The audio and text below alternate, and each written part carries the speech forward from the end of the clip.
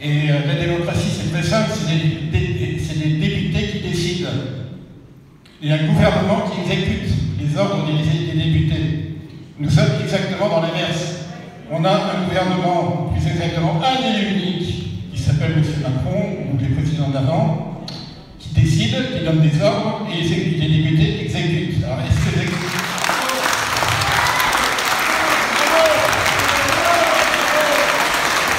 ce que je viens de dire, c'est le fonctionnement de la 5e République qui a été mise en place par quelqu'un qui s'appelait De Gaulle.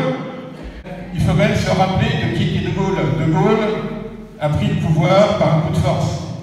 Et il a mis en place une semi-dictature. Moi, c'est comme ça que je comprends les choses. Et non, mais je cite quelqu'un qui s'appelait Mitterrand, qui disait que la 5e République est le coup d'État permanent. Malheureusement, Mitterrand n'a pas mis son analyse en action. C'est bien dommage.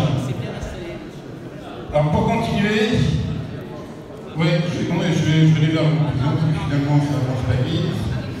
Bon, ce qu'on peut dire, c'est que est-ce que M. Macron va réussir à aller au bout de ce qu'avait envisagé le créateur de la 5e République, De Gaulle, mettre en place un État totalement coercitif, où c'est finalement la police qui réprime de manière sanglante la population qui stresse?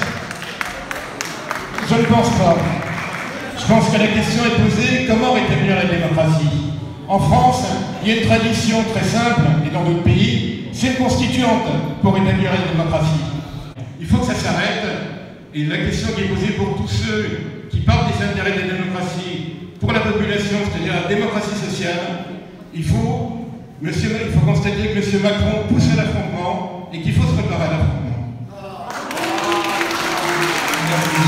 Alors, attendez.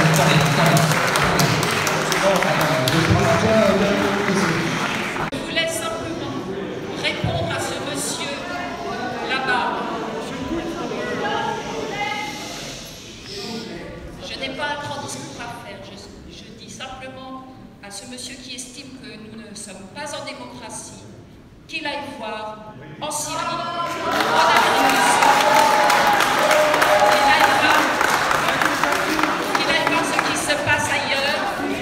Nous sommes dans une très belle... Ce n'est pas pareil, monsieur. Ce n'est pas pareil, monsieur. Les prisons ici ne sont pas pleines de gens enfermés pour leurs idées politiques.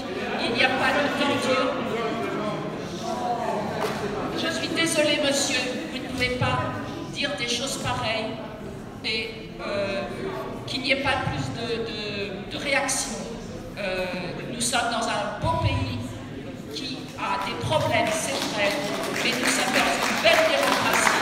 Il faut continuer de défendre, il faut améliorer, mais gardons-la et gardons nos institutions. Ce sont de belles institutions.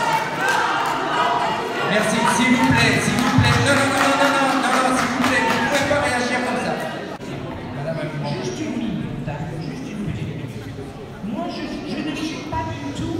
Excusez-moi, s'il vous plaît. Je ne suis pas du tout pour ce que fait le gouvernement actuel. Je n'ai d'ailleurs pas voté pour M. Macron. Mais je ne supporte pas un certain nombre de choses. Quand on met en cause nos élus, quels qu'ils soient, on n'a pas voté pour eux, certes, mais ce sont nos élus. Je rappelle, Pascal, excuse-moi, que des partis, qu'un député ne représente pas sa circonscription. Il est élu dans une circonscription, mais ce mandat n'est pas impératif. Il est représentatif, c'est-à-dire qu'il doit voter des lois non pas en fonction de ce que demande tel agriculteur ou tel prof ou tel retraité, mais en fonction du bien de la nation. Autre chose, moi encore une fois, je suis tout à fait opposée à ce que fait le gouvernement actuel, mais on ne dit pas Macron, on dit le président Macron.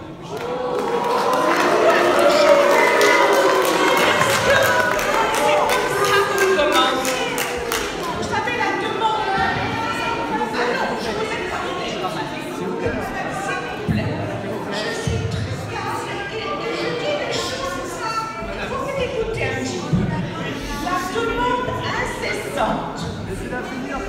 j'en ai pensé tellement tarder.